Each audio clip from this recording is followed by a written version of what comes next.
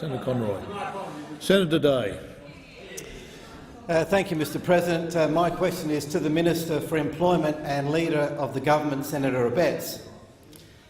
I refer to the statement by the Prime Minister on 28th of May this year when he said, "People are more than capable of making decisions based on what is best for them." And also to the statement by the Minister for Social Services when he said, "The best form of welfare is a job." If both those statements are true, why then can a person over the age of 18 in my home state of South Australia get married, have children, drive a motor vehicle, fly an aeroplane, buy a house, take out a mortgage, enter into a mobile phone contract, travel to some of the most dangerous places on earth, smoke cigarettes, drink alcohol, enlist in the armed forces and shoot enemy combatants, and of course vote, but not enter into an employment arrangement which, and again I quote the Prime Minister, is best for them? The Leader of the Government in the Senate and the Minister representing the Prime Minister, Senator Abetz. Thank you, Mr President. Can I thank Senator Day for the question, congratulate him on his first question, and also thank him for providing me with notice of the question. Can I say it was a bit of a bonus receiving a suggested answer as well? But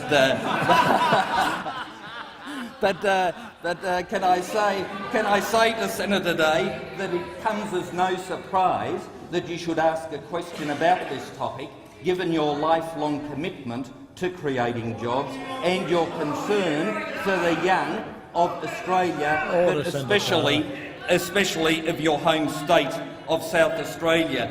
As to your list of 12 activities, I think I could tick off about 9 of them. I'll let you guess which 3 I am not able to tick off.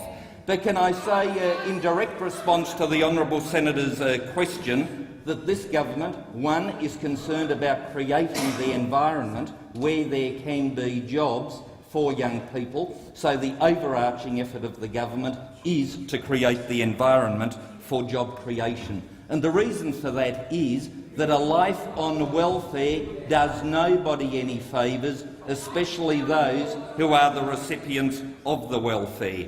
That is why the government has adopted recommendations from the former Labor government's review of the Fair Work laws to clarify the intention of individual flexibility arrangements to provide more flexibility to workers to approach their employer, and just so those opposite understand, in Labor's own explanatory memorandum, these arrangements were in order to meet the genuine needs of the employee and employer.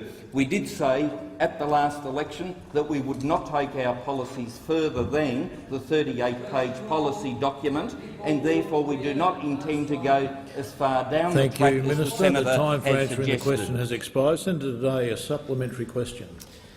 Given rising levels of unemployment in Australia, and in particular tragically high levels of youth unemployment in my home state, over 40% in some areas, will the government please allow those young people who want to opt out of the Fair Work Act and allow them to enter the workforce on their own terms if they so choose? Minister. Minister. Mr President, there is no doubt that unemployment is a social scourge. What is more, youth unemployment is an even worse social scourge. And that is why I can understand Senator Day's concern, and it is a concern that I share with him. Pause the clock. Senator Gallagher, order on my right. Senator Cormann. Order. Senator Gallagher, a point of order. Yeah, Mr President, Standing Order 186.1 has continually not been observed. Would they at least address the microphone so as we can hear the answer to the question? Well, thank you, Senator Gallagher. Order on my right. Order. Senator McDonald. Senator Brandis. Order.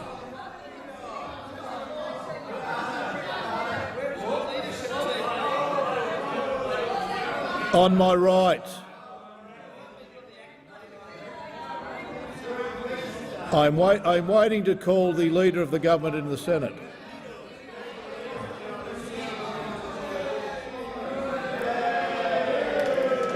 Order. Order.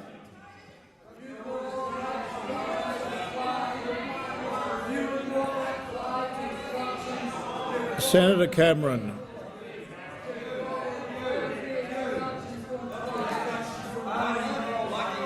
Order. Order on my right and my left.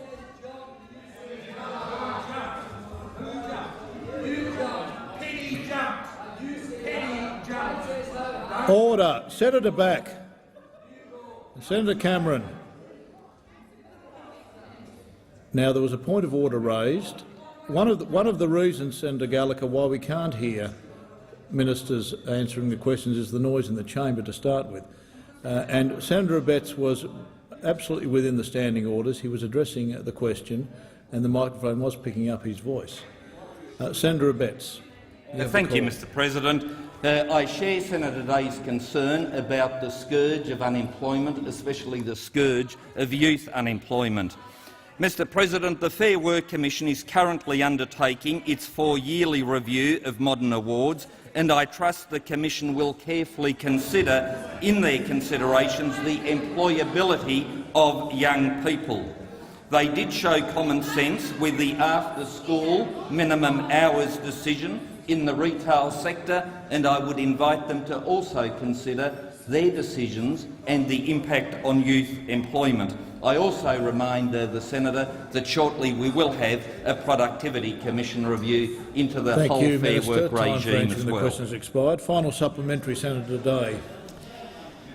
Given the clear emergency that now exists with respect to youth unemployment, for those young people and their families who wish to, will the government please allow those young people to fund their own job subsidy by allowing them to work at rates of pay and under terms and conditions which— Order on my left. Order. Order. Senator Day, you have the call. which they and their families consider, and I again quote the Prime Minister, is best for them. Minister. Mr President, the Labor Party's reaction to a senator's first question is indicative of the lack of courtesy shown all week during this question time. Mr President, I agree that there is a youth unemployment emergency. I believe that things may get worse, and that is why the economy needs to be fixed. That is why we need to get rid of the carbon tax, to undo some of the damage that has been done over the past 6 years. And in your home state of South Australia and my home state of Tasmania, Senator Day, the youth unemployment rate is simply unacceptable. That is why we are seeking to build the stronger economy. Having said all that, can I remind you that we did go to the last election with a 38-page policy which we said we would not deviate from, but I would encourage you and any other interested party to make submissions to the Fair Work Commission and the Productivity Commission. Senator